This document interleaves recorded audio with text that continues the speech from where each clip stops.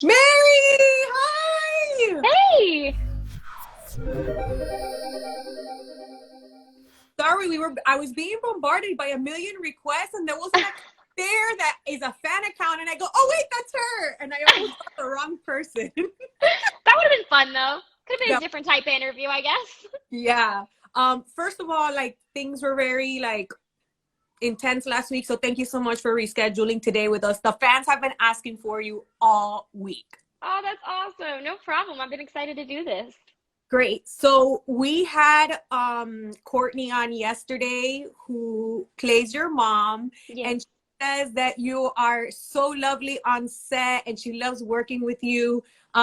What's the scoop on her? We want to know what it's like working with Courtney.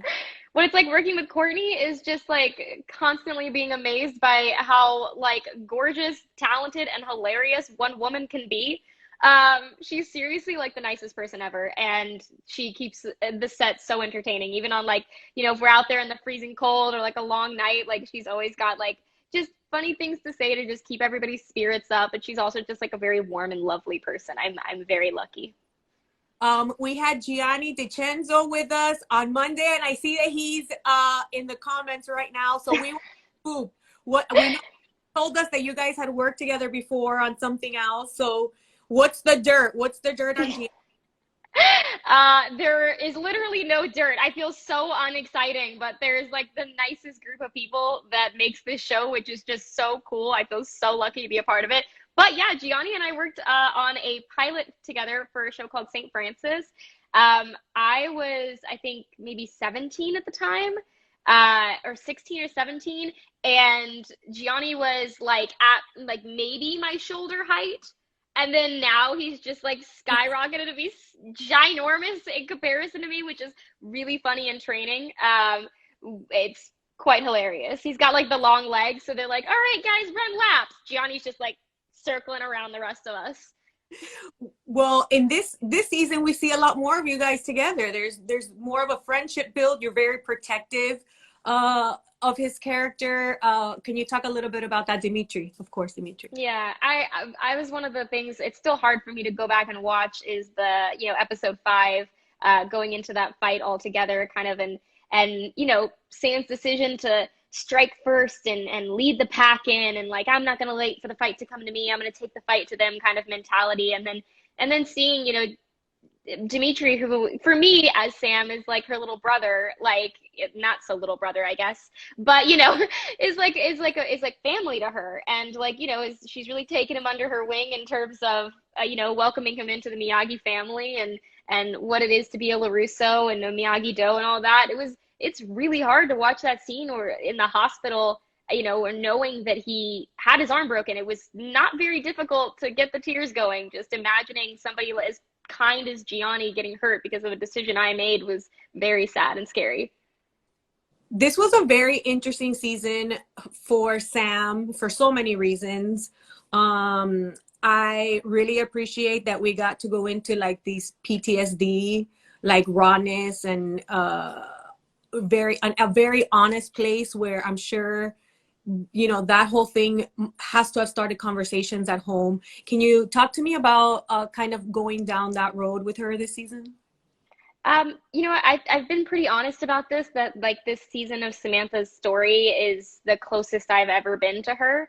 As Mary, I am somebody who suffers from anxiety, so I am somebody who suffers from panic attacks, and they are not all that uncommon to me in my life. And so it was honestly the challenge was kind of letting myself open up that side of me, Mary, and bringing that onto camera was kind of scary and vulnerable in its own way, because it's like, I don't know. I had this weird thought in my head the whole time I was doing it where I was like, this is how I have panic attacks, but what if other people have panic attacks very differently? And what if they're going to tell me, like, you're not doing panic attacks justice? Like, you're not showing them honestly enough. It was honest for me, and it was as honest as I could get.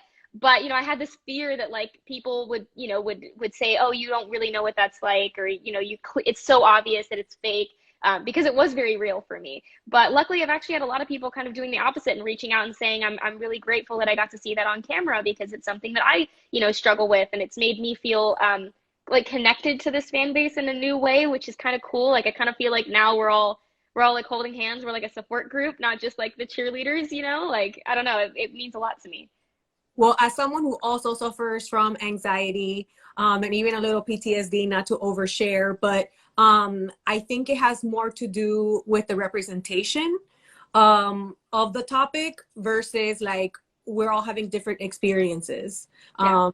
Just so that you don't worry in the future. It's just incredible we're able to have these on, especially when it has to do with teens like you guys, where you guys are in spaces that are confusing. Yeah. Um, so it Yeah, helps. definitely. I was excited in general just because I mean I feel like it would be a very natural response. It's how I, Mary, would definitely feel and be responding to the situations at hand that happen, you know, especially where we leave off season two. It's like that's an extremely traumatic, you know, incident in somebody's life. That's an irreversible experience. And so I think, you know, I was honored to get to kind of carry that weight, I guess. Okay. So as you know, I don't know if you remember me from the round table. Yeah. So I'm a huge Karate Kid fan, and it took a teen female it took her to bring together the two biggest rivals ever in Daniel and Johnny. Can you kind of talk about how she was the catalyst for this epic moment? Meaning me being the teenager, you're talking about Allie being the teenager. No, no, no. Well, yeah, she was a big part of it, but you got everybody to join together and kind of created the perfect space for this to come together. So yes, okay, Ali was the catalyst. You're the one who served as the glue of bringing everybody together.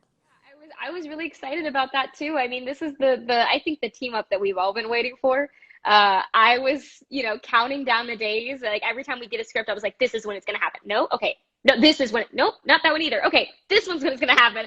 And so when we got to kind of like the end of the season and my favorite part was getting to deliver that whole like monologue while Johnny's like fixing his jacket and like walking into the Christmas party and like that whole monologue that Samantha delivers of like, you know, we have to come together. Like this feud has to end with us. Like we have to make the decision to end it once and for all. And it felt very powerful. I'm not gonna lie. It felt exciting. It felt like, all right, this is the next chapter. Like this is what we all want to see. I was very honored. Listen, young lady, some of us have been waiting since the 80s. So I how long you were waiting between seasons. I've been waiting decades. Okay. Now, I want to dive in. It's hard for me to pick what I want to dive into first because I have so much to talk about with you. Okay. So, being the OG fan that I am and following how you guys have been following the films, if you guys do Karate Kid 3 next, then there's the next Karate Kid, which was a female, and I see that we're setting up Tori and Sam as like the top competition here, like aside from the Robbie and Miguel storyline. So what can you tell us about all these coincidences?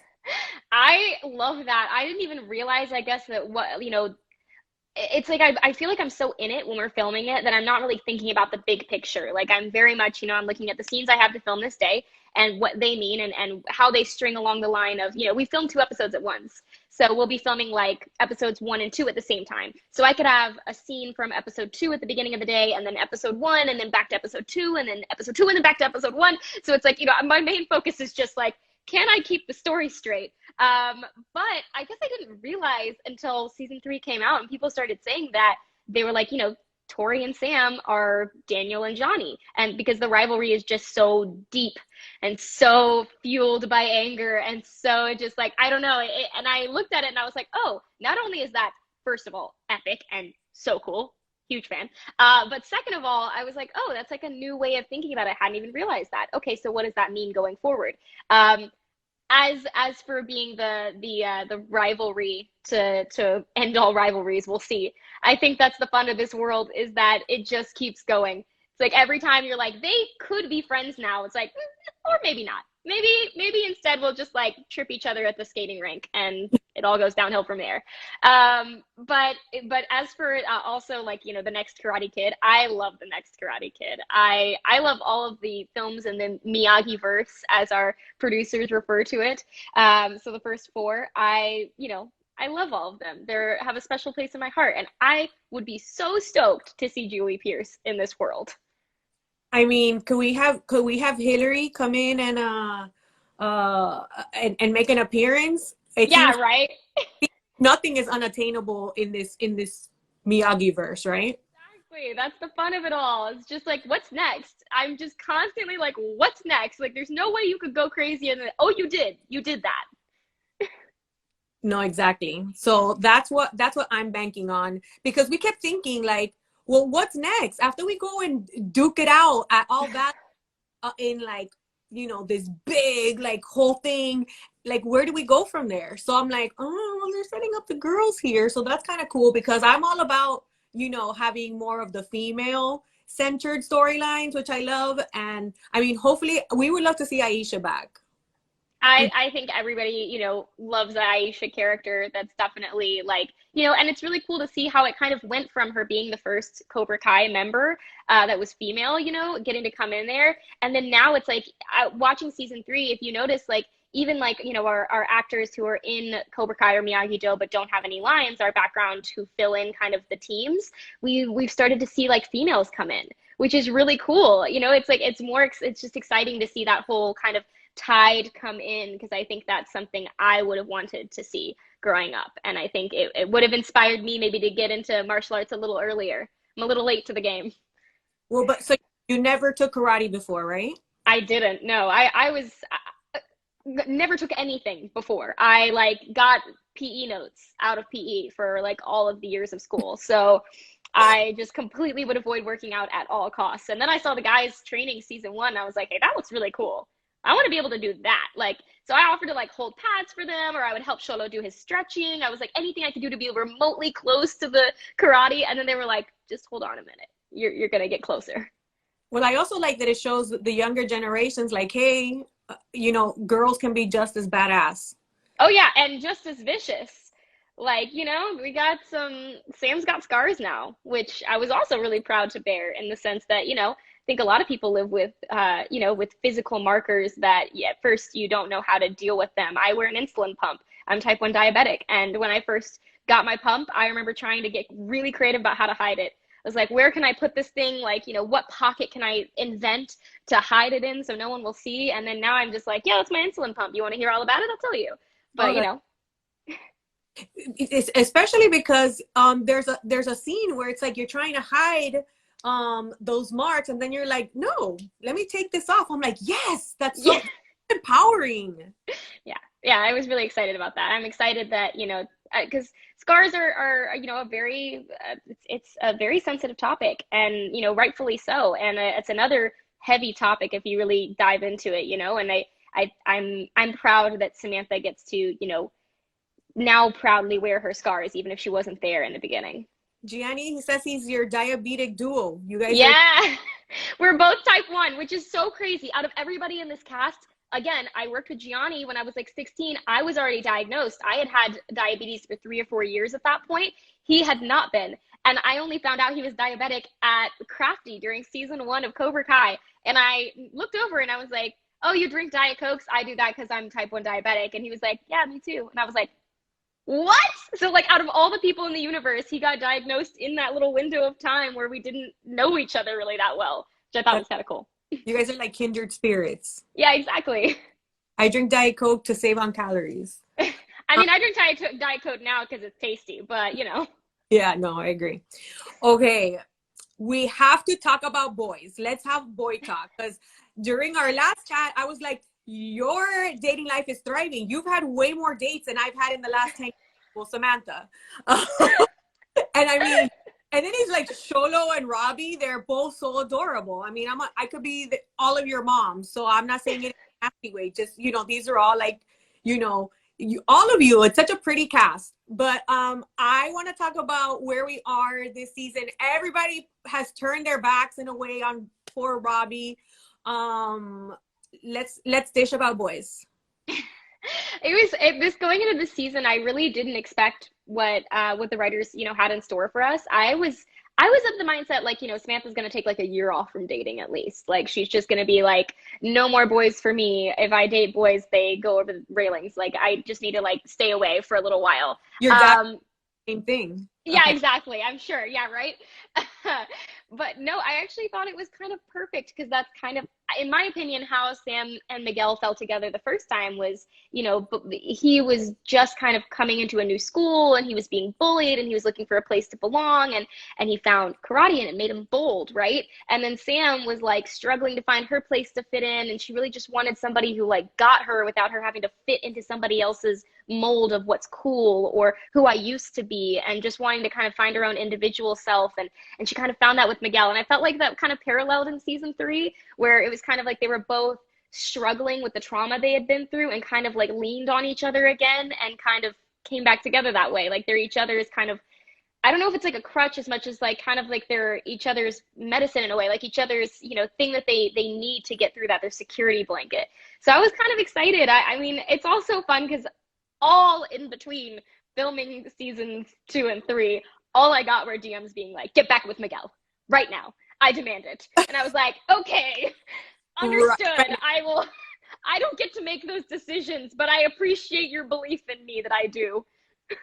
But if you could make the decision, Mary, who would you want Sam to be with?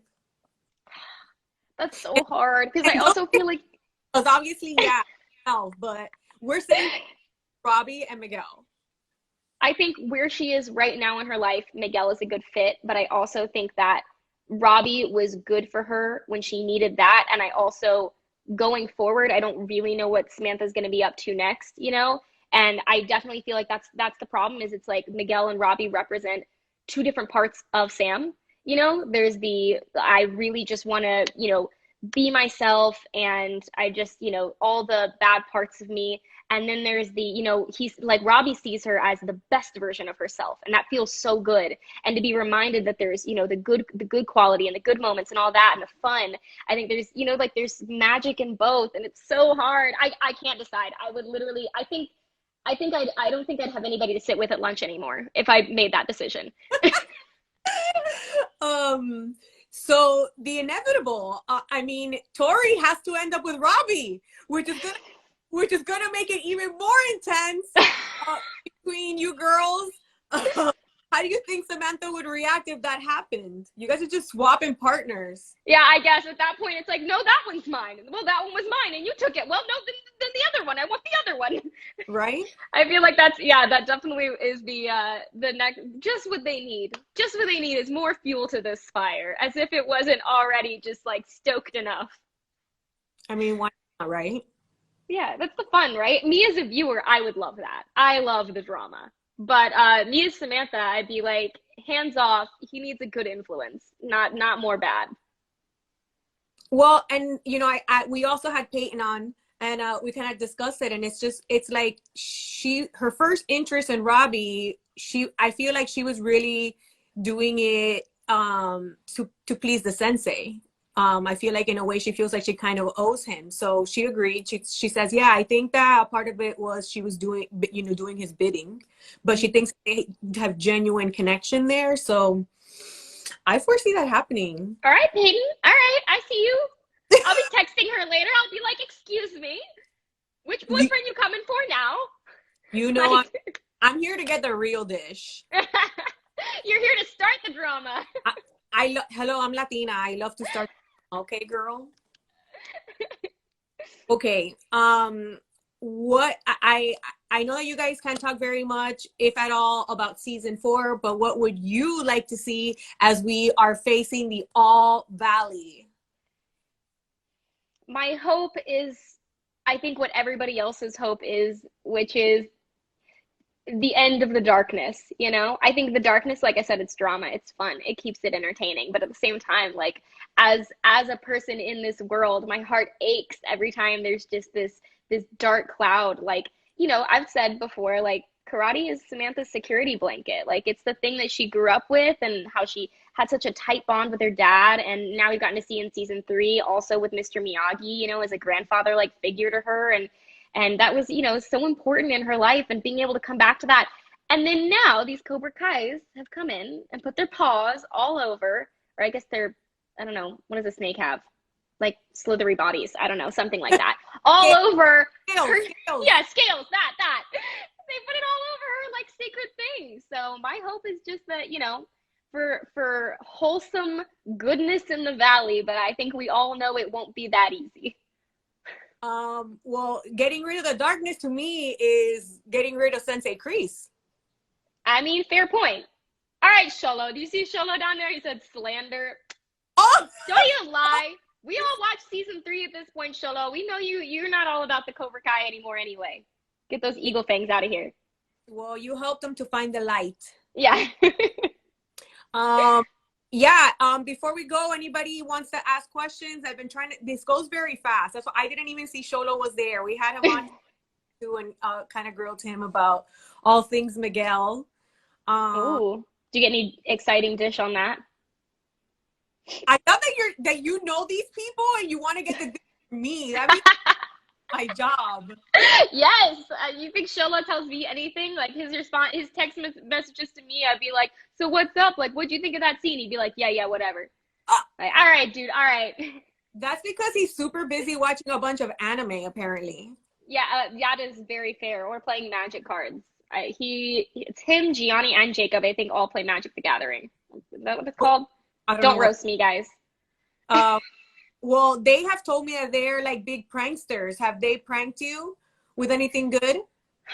Sholo's favorite is just scaring me. He just waits behind, like, especially like my trailer. Like he'll just like wait behind the like kind of like pop out part of my trailer until I'm literally on the steps, like coming out of my trailer. I'm so clumsy. Like I will slip and fall. It's happened. And so I'm like literally on the steps of my trailer, and then he comes around with his phone. He goes, "Whoa!" And it's just every time. And now I live in fear. I walk around like, all right, Sholo's coming around the corner. These guys, man, these guys. I forgot what it's like to be young. It feels like summer camp, literally every day, which is awesome. But there are definitely the pranksters too. You know who you are. Every session I have to address this question. Nobody knows when season 4 is coming out. So everybody wants to ask, when is it coming out? So I'd like to know. I will let you know when I do, but I don't know anything. Our producers do a great job of keeping us just as, in anticipation as everybody else. No, for sure. Is there anything else that you would like to see Samantha get into that she hasn't yet? I know Courtney wants to dive into the backstory of how Daniel and Amanda met. Oh, that'd be so cute. Yeah, I would love that. You, especially because her idea is that the backstory there is that she used to be an exotic dancer. And we agreed that Daniel obviously went to club because they have a good lunch special, or maybe his car broke down and he ended up at this club, and then that's where they meet, because she's so like prim and proper and like badass in this life, where we see her currently, that she wants to explore. That is hilarious. That's the most Courtney thing I've ever heard, and I would love that. Samantha, I don't know that Samantha has such a history, but I would love to continue to explore, what her childhood training was like what her childhood karate training was like. Because I feel like, our stunt coordinators do a really, great, like incredible job, and they have kind of crafted each one of our styles of karate to be very specific. So not only are we divided kind of by which dojo we're in, and then we get specific training based on what dojo you're in and what style of karate you'd be learning, then we also individually get very specific styles based on kind of their story for our characters. So I remember them telling me, like, when I came into season 2, they were like, we talked about, Samantha hasn't trained in a long time in karate, but she probably took dance lessons or maybe gymnastics and other things that would kind of influence her karate style. So hers is a little more about fluidity and a little more about, still with the Miyagi balance, but with like a little bit of, I guess, like a dance kind of world, which is also something I, Mary, am terrible at. But anyway, I guess Samantha's, got the hook up. But I would like to see like how that, like what that's like, what her style, what her training was like, to what level was she kind of at? Because, Miyagi-Do doesn't do belts, but like what level was she at before she quit? And did she ever do a tournament when she was a kid? I don't know. I have a lot of questions. Yeah, that would be cool. Somebody else had also asked Courtney, like, well, she's the only one really in the family who doesn't do karate. She goes, yeah, I've been dying for there to be a moment like at the supermarket or something, and then I just do a whole bunch of badass moves, and like, so it plays like Daniel doesn't know, and Samantha doesn't know, but she just happens to be the secret badass karate expert. I would also love that. I again, like Courtney's my favorite person. Like I love all of my castmates. I love all of their characters, but Courtney knows, like, she's my favorite person to watch on screen on this show. She is genius at, with the creation of this character, the way she lands every freaking line that is handed to her looks incredibly stunning while she's doing it. She's so smart. Like, I love watching her. So, I think seeing her bust a move and kick some ass would be absolutely epic. She knows I'm her number one fan over here. Oh, that's so nice. Somebody in the comments wants the dish on who is dating who in real life behind the scenes. That wasn't me. I don't know if there's anything that exciting going on. I think I've been in a relationship for 5 years now with my same boyfriend. He's actually on here watching. Hi, Brett. And the rest of us are kind of in the same boat. I feel like nothing new and exciting that hasn't already been talked about at some point, But as for friendships, I feel like season 1, we came in like in amongst the cast, and it was like Shoto and I were kind of the only two like kids that were like around steadily at the beginning. So we hung out a lot, and then when Jacob kind of got more into Cobra Kai, then the two of them started hanging out a lot, and season 2, I hung out with Tanner a lot. So then we were kind of all like divided by our dojos, which is so funny. Like in terms of like, because our schedules would line up that way. It would be like, I'm working all these Miyagi-Do scenes all day with Tanner, and they have the day off. So they'd be hanging out. So it was kind of like we were divided by dojos. And then in season 3, we all got to work together a little more. We all kind of came together. So we actually were just last night on Zoom, all of us playing Quiplash. I don't know if you've ever played that on Jackbox, but it's like you have to send in basically like funny responses, and everybody gets to vote on which ones are the best. I won one of the rounds, and Jacob won the other round. So, okay, fair enough. You don't want to. That's okay. We can sit here and imagine and ship who we want. Yeah, I do find that really fun. I love watching people create like the edits of like who they like actually ship in real life or who they ship on the characters. I recently heard Samantha and Hawk. Jacob feels me on this. I think that sounds crazy to me, but I guess we'll see. You know what I mean? Got to keep it interesting. Always something new. Gianni says he won. Did you win? Did you win the first round, Gianni? I'm so sorry. I can't believe that I've done you this injustice, something like that. Yeah. Okay, well, Mary, our time is up. This was so fun. Yeah, I mean, I was telling everybody I'm so glad that I got to do this, because our time during that roundtable was so fast, and there was just so many that I know. I wanted to stay there talking for like 3 hours. It was so much fun. And yeah, we're super excited for season 4. I hope you're doing well. Oh, really quick, for our podcast, What to Watch podcast, what are you watching? Oh, I am rewatching Bridgerton for the 3rd time already. I'm like so hooked, but I'm also on my first time through The Office, and I'm on the end of season 8. So I'm right now like getting near the end, and it's very emotional, but I already know it's something I'm going to rewatch a ton. Oh yeah, I've seen The Office about 3,000 times. That's what everybody says. Everyone like leading up to it was like, you have to watch it. And then when I finally started watching it, they're like, oh, you'll watch it again. And I was like, what'd you get all upset for me not watching it yet? Like, this is my life now, I guess. I'm going to continue to watch this forever. Is there a show on Netflix that you would like to cross over into, make a pop in? Ooh. I mean, Bridgerton would be super fun because I love the style. I also love, I mean, I think that's kind of me on all of it. Like I'm very into like period dramas and that kind of thing. Anything where I get to wear like fun costumes or obviously do more stunts. So Bridgerton. Yeah, I Would think you that'd be the one. be one of the royals? Do you want to be one of the royals, or who do you want to be? Ooh. Yeah, I'd like to create some drama by like showing up from another town and like stealing an engagement away from somebody. Like just showing up from I guess from America because I don't know how good my British accent is. So because I'd have to be like the random person from America who just got like brought back to England. Well, sounds the complete opposite of Samantha. So that was is probably like the attraction. I'm imagining that some to play somebody completely different.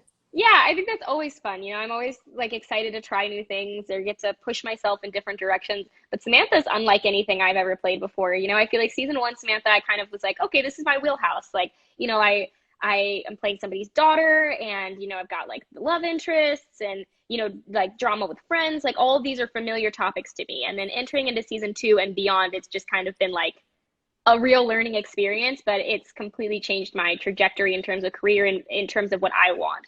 Like my pursuing of a trajectory. Like I now want to continue being able to do like physical stunts and stuff like that in work or be challenged to play these kind of like badass females. Like I'm really excited about it. Someone said that there's a Lady Samantha in British history, so Oh, okay, I'll take it. they could. When you said lady, I assumed you were talking about my dog, whoever that was. Oh, So my dog Lady, she's taking a nap back here on this chair. She's pretty annoyed for being woken up. But what is it called? Saint Charles? yeah, she's a Cavalier King Charles. Cavalier, the one from Sex and the City. Yes, which is so funny because her name is Lady Charlotte, but I've never watched that show, and I only found out because I like told people, "Oh, this is Lady Charlotte," and they were like, "Oh, Charlotte, like from Sex and the City with the dog." Yeah. But yeah, no. Elizabeth Taylor, her dog. What was it? Elizabeth Taylor. This was her dog? She had a Cavalier? Well, the character Charlotte. Oh, okay. Charlotte had one, and her name was Elizabeth Taylor. Oh my God, that's amazing. So I guess I kind of got on that like very esteemed regal lady name. But mine got named after Lady and the Tramp because I'm a huge Disney fanatic. Oh, that's so cute. Yeah. Thank you again for joining us. And hey, do you have a question for us to ask Tanner? Ooh. So we asked the previous person for the next person. Let me think. You know what? There's been a lot of talk about some showdown that went down between Jacob and Tanner in the training dojo off cameras. They had some duel between them and neither of them will talk about who won. So I'm still curious. Like it's a big secret. We'll see if we can crack it out of him. Yes, thank you. That's the good stuff. Yeah. Mary, lovely. Thank you so much. And hopefully we can I'd love that. Yes, please. Bye guys. Thanks for joining Thank you. in 30 minutes with Tanner. So come back and join us. Bye. Bye. Bye guys.